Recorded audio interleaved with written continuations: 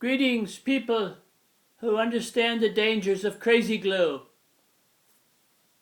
So today, possibly for the first time in the history of humans, I'm going to present the amplified circle of fifths. Alright? In the previous video, I talked about how simple and basic the circle of fifths is, and how over a period of 342 years, very few, if any, improvements were made to this circle. Many years ago, I bought this book, this Scale and Chord Guide, first published in 1990. I've had this since the early 90s, and this book even has its own graph, its own pie chart, a circle of fifths. But it's very, very simple, and there's really not a lot of information on there. So you're just not going to find a lot of information anywhere unless you really, really dig. And the stuff you find would be possibly too scientific or complicated. So I said, what are we going to do to improve this, to fix it? Well, when we look at the circle of fifths, the traditional circle of fifths, all right, we see that there's very little data. There's only 2 data rings in that chart, and there's a sense of incompleteness.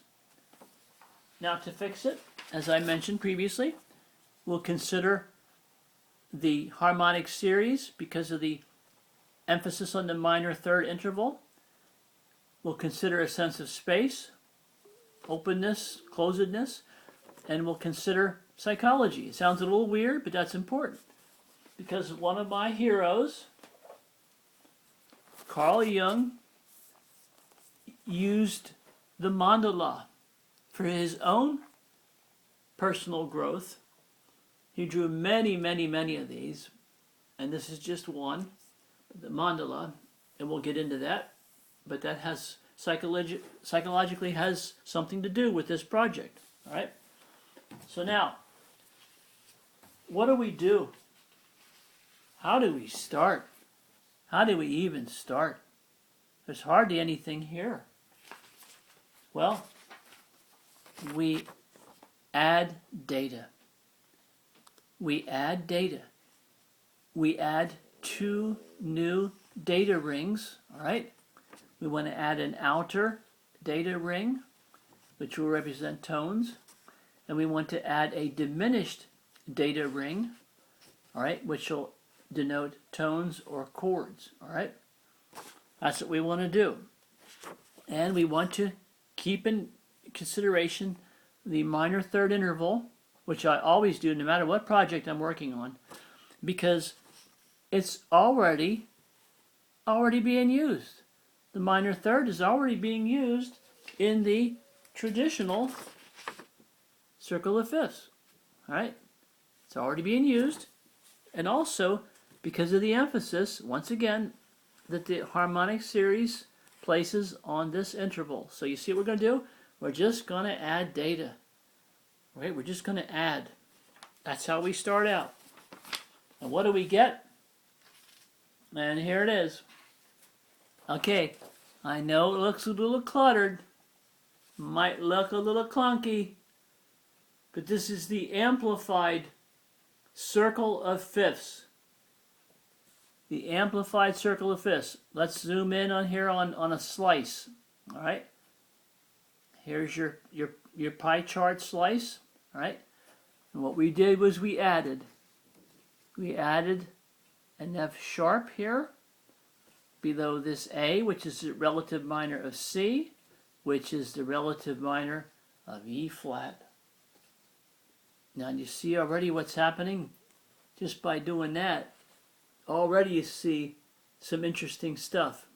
Okay, it looks a little cluttered, but if you investigate this over time, you'll say, no, it's not cluttered.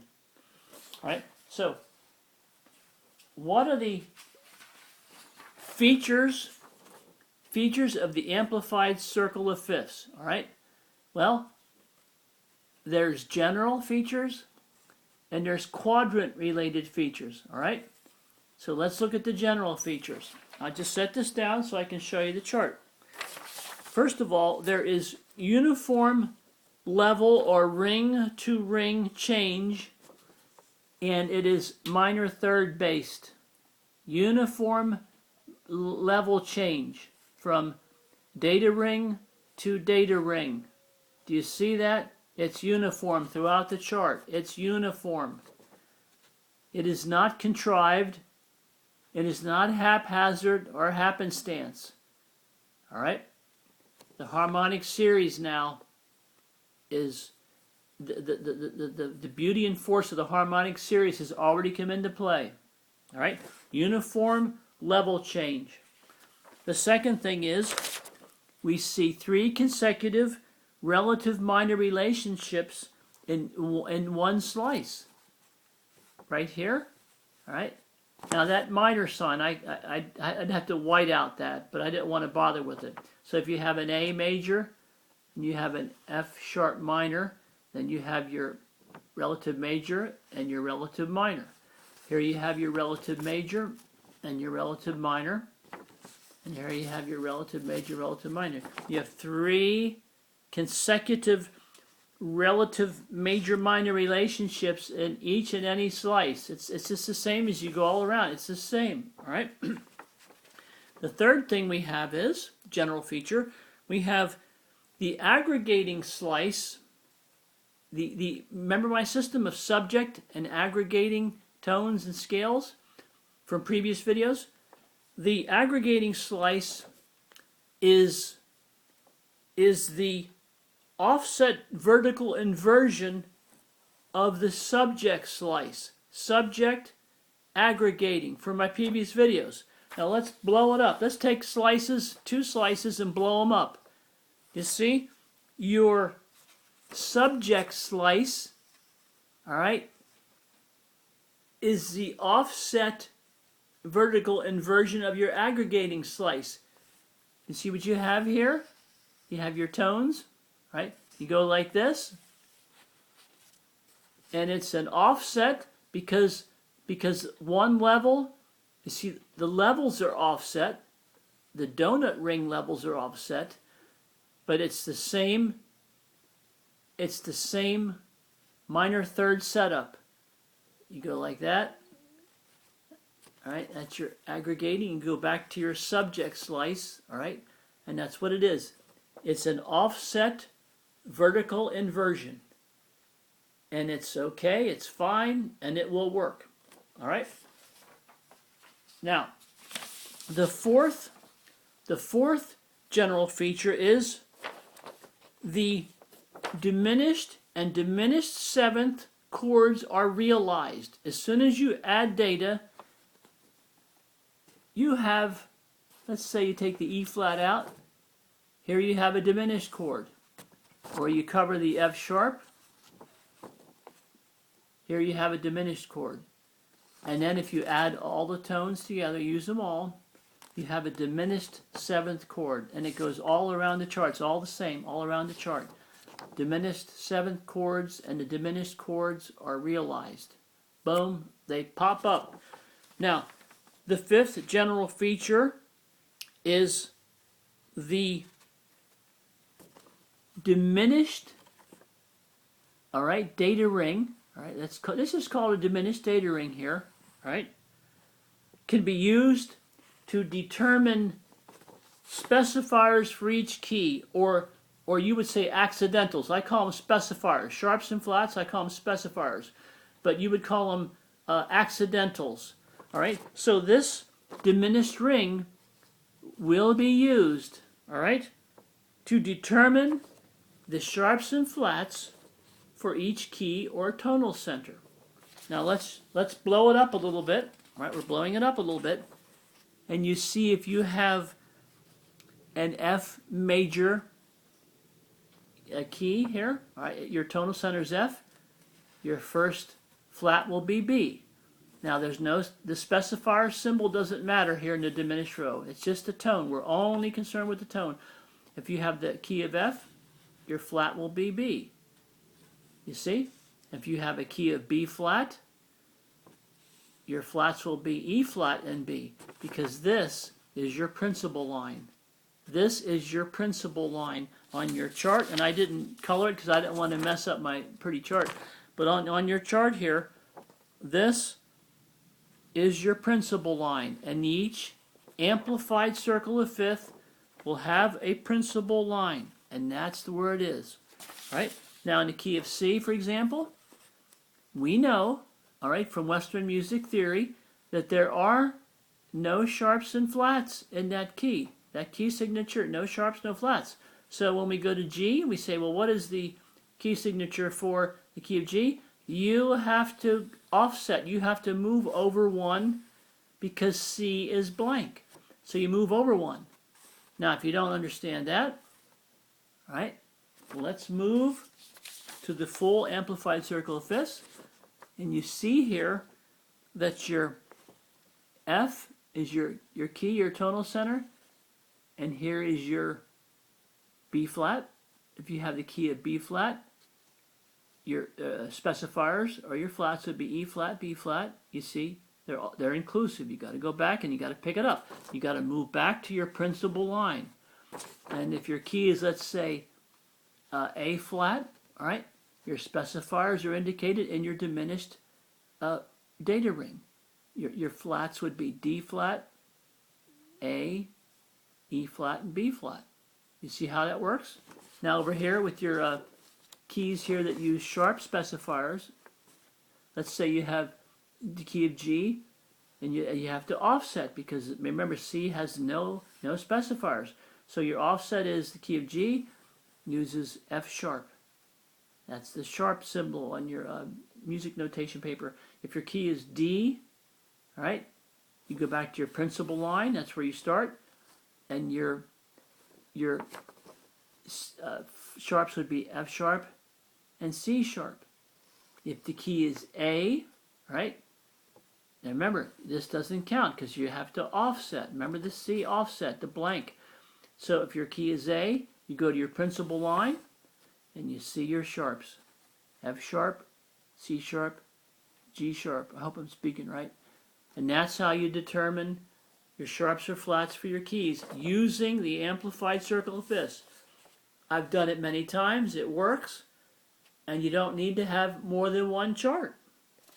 Now, another feature, another general feature, number 6, is contiguous cell chords can be identified. And what that means is when you look at this chart here, contiguous cells are cells that are touching. These two are touching. These two are touching. These are touching at the corner. Here, these two are touching at the corner. Or these are touching on the side. You see? Contiguous cell chords can be identified easily. For example, here's your major chord. And this is from your amplified circle of fifths chart. Your minor, minor 7, major 7, augmented 7 bass chord, that's from my system. The 7th tone is not augmented. This is a bass chord. If you watch my previous videos, you'll know exactly what I'm saying. This is an augmented 7 bass chord. An augmented chord, an ordinary augmented chord, a dominant 7 chord, and a minor 7 with a diminished 5th chord. All of these and more, okay, can be found on the amplified circle of fifths chart, on my chart. Okay? Now, if you follow that, that's good. Now there are quadrant-related developments that I think are wonderful. So let's look at them. With the amplified circle, all right, dedicated quadrants are realized. And that is because we're keeping in mind the psychological concept of the mandala. All right? A group of 4 sections, 4 pieces. 4 is the quaternity. It's very important. So you say, well, what the hang does that have to do with your new circle? Well, let's show you. If we take our special tool here and we set aside All right, we do this. This is difficult, but you can see there. See, we're isolating a quadrant. We're isolating a quadrant. All right, and that's what we get. That's what we get. These quadrants are realized because we added these data rings. All right, our donut got fuller. In fact, our donut has a very small center now. All right, so you see here we have our basically our outer or major data ring, major, minor, and diminished. You see that sense of openness and then that sense of closedness as you get toward the center, toward the black hole.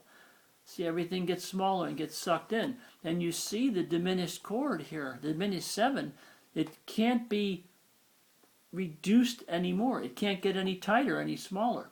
So it fits in. The sense of space, all right, open and close, fits in with our musical tones and their interval relationships. This is very hard to say, all right?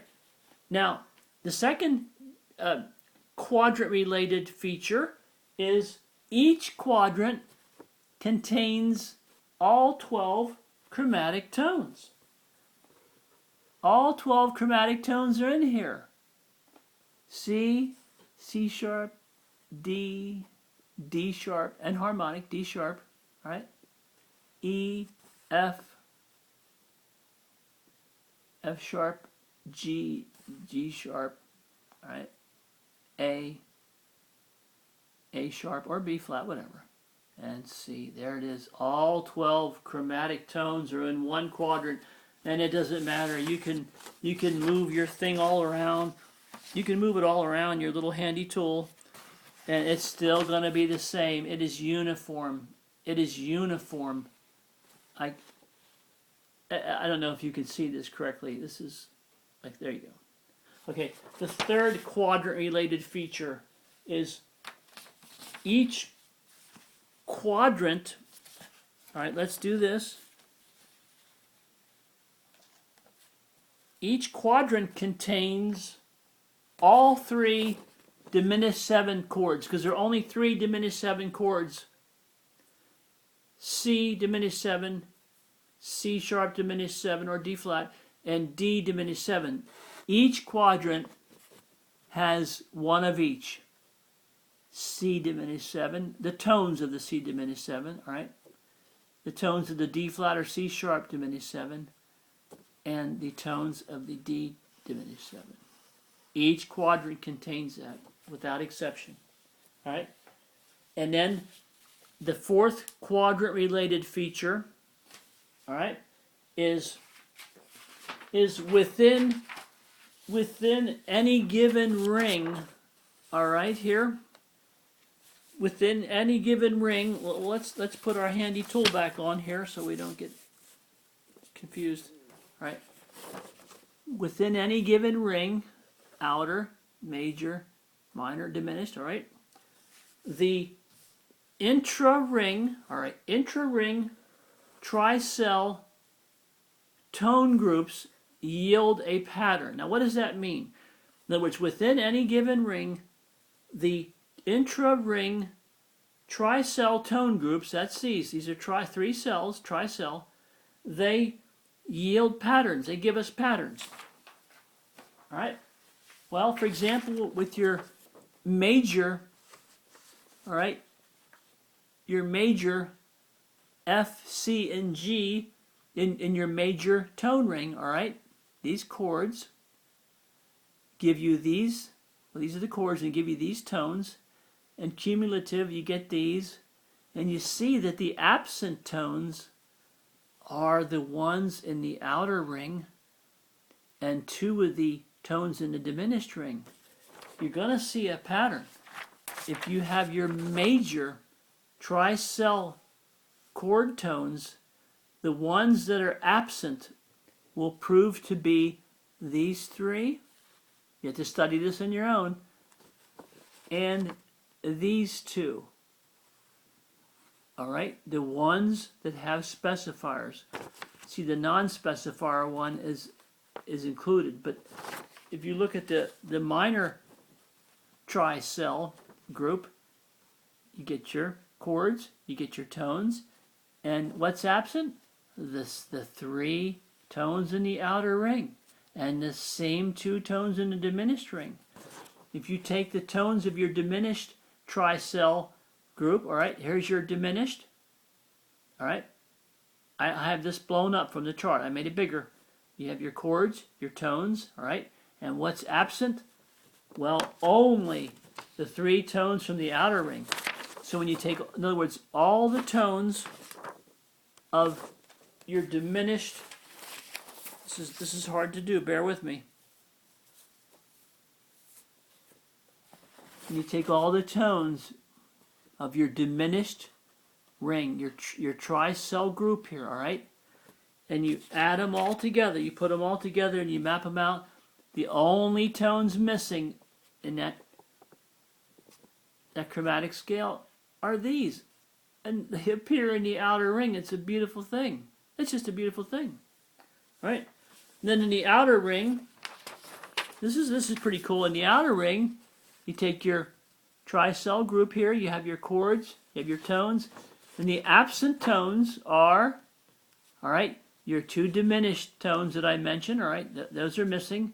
But you see, the tones missing in the case of your outer ring are the outer natural. In other words, they're the missing ones are the tones of the outer tricell ring group, but without the accidentals. In other words, they're the natural version of these 3. Now that's complicated, but if you can figure it out if you think it through. Okay, I'm running way long. I apologize. So the question is, the amplified circle of fifths. You have to study it. Really, it's worth it. But the question would be, is it an improvement over the old? Has an improvement been made? Is it intuitive? Does it kind of naturally fall into place? Are the tones placed naturally in a sensible, natural way where they're going to work for a long, long time? Are they contrived? You say, Joey, that looks contrived. Well, you think it through. Think it through. All right? Is it a good teaching tool? Can teachers use it to teach not only scales, relative minors, chords? I mean, what can teachers do with this? I spent a long time working on this. What can be done? Is it handy? Remember my handy charts. My handy charts from my videos. Handy chart. Your handy chart and your handy chart. Will this prove to be handy, useful? Is it complete? Have I actually accomplished my goal? Is it the complete circle of fifths? Is it as complete as it can get? You decide. And the question is, ultimately, is it worthy? Was it a worthy idea? I know this is a long video. I so apologize, and I'm going to wrap it up. But this is the amplified circle of fifths.